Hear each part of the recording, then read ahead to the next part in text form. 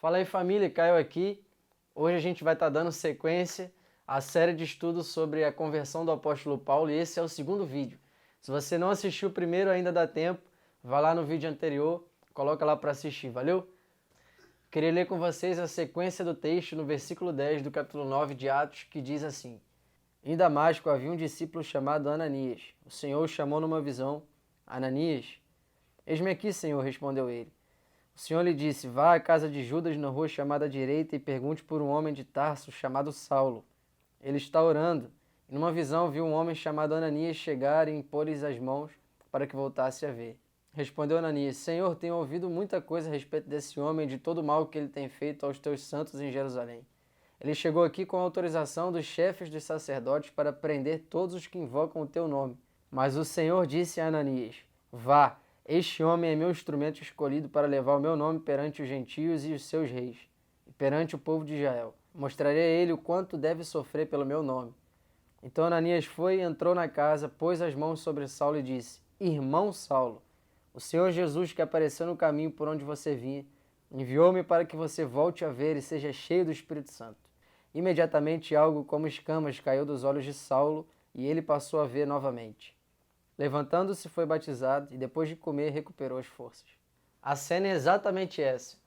Imagina que um líder islâmico, muito conceituado, só que extremista, começa a perseguir a igreja do Senhor hoje, nesse momento, e ele começa a fazer isso pela Ásia, de repente chega na Europa e agora chegou na América.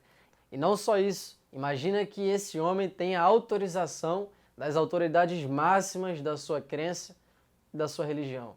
Imagina você que esse cara chegou na sua cidade e ele está aí, pronto para prender e matar qualquer cristão que encontre no caminho.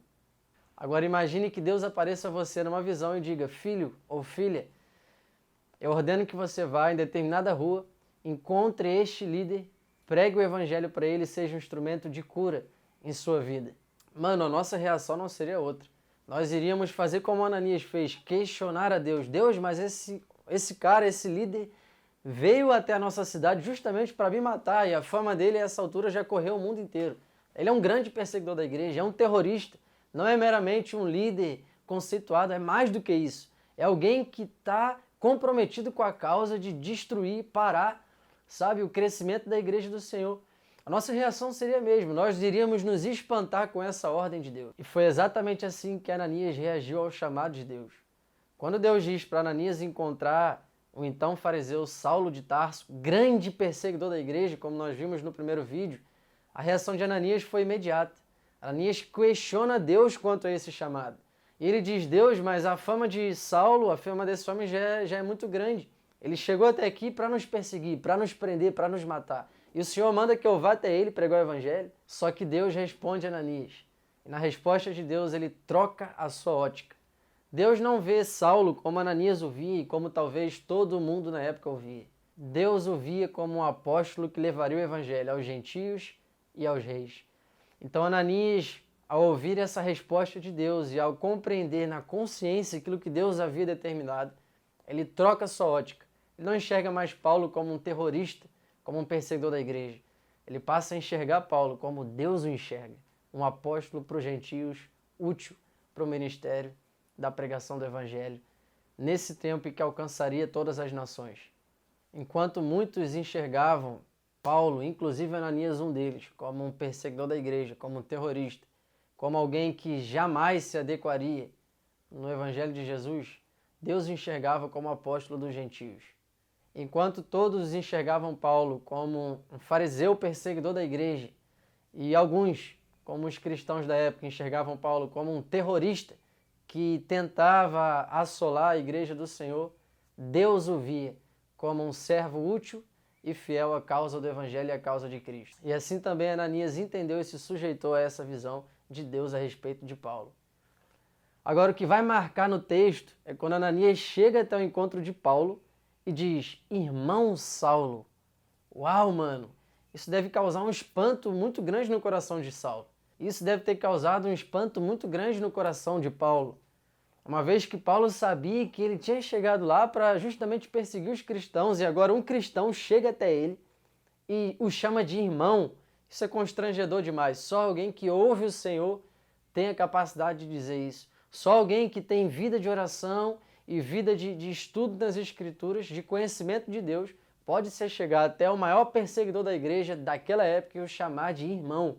E para fechar, eu queria trazer aqui 3 pontos práticos para a gente aplicar na nossa vida. O primeiro enquanto muitos viam o apóstolo Paulo como um fariseu zeloso e perseguidor da igreja, enquanto outros, os cristãos, o viam como um terrorista no seu tempo, Deus o via como o apóstolo dos gentios. Existem muitos Paulos espalhados por aí. A pergunta que eu faço é: onde é que estão os Ananias de Deus? Aqueles que vão ouvir a voz do Senhor e se submeter ao seu chamado. Segundo ponto, como Jesus nos conta na parábola do casamento, nós não temos o direito de escolher quem senta na mesa.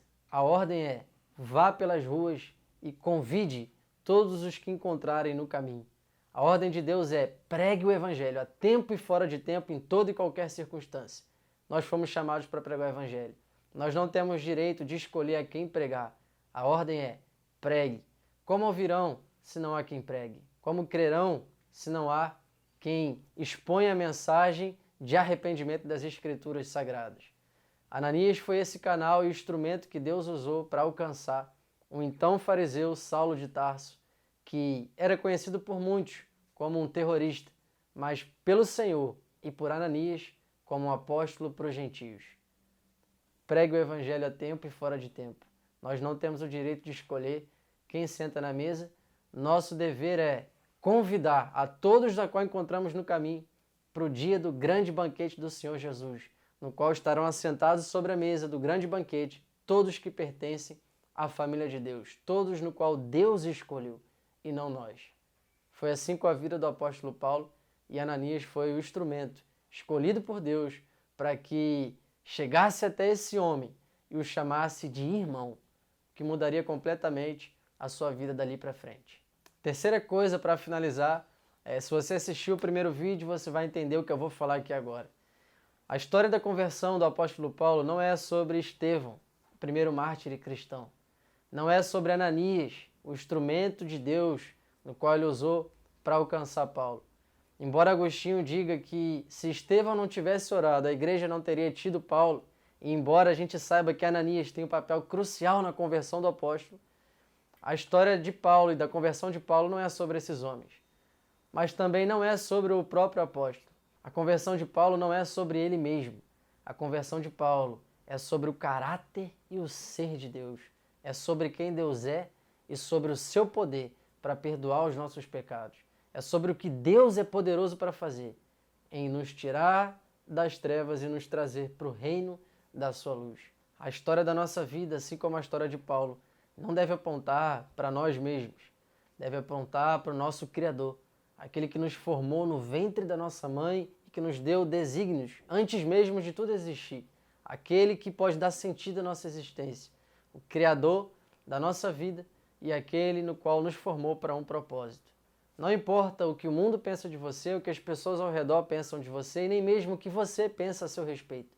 Importa o que Deus pensa a seu respeito. E eu te convido hoje, assim como Paulo, a não ouvir nenhuma outra voz, a não ser a voz de Deus. E eu oro também para que, assim como Ananias, nós sejamos instrumentos de Deus para declarar ao mundo aquilo que Deus está dizendo por meio do seu evangelho. Também oro para que, assim como Estevão, nossa fé permaneça firme até o final, porque dessa forma nós também daremos testemunho daquilo que nós cremos, porque aquilo que nós cremos é maior do que a nossa própria vida e aponta para aquele que é perfeito, e por ser perfeito, tudo o que ele faz é com perfeição. Eu te convido hoje a viver com base nessa verdade. Valeu, família, se você ficou até aqui, tamo junto. Não esquece de assistir o primeiro vídeo, é só clicar nessa barra que vai aparecer aqui, confere lá, valeu? Nós temos também outros vídeos devocionais e tem muito mais coisa boa vindo por aí. Então, se você ainda não é inscrito, se inscreve no canal, fica ligado em tudo que a gente posta aqui. Nós temos também o Instagram, uma rede social no qual nós postamos muito conteúdo lá e todas as nossas programações e atividades nós também compartilhamos lá. Então fica ligado na gente, tamo junto, um abraço, é nóis.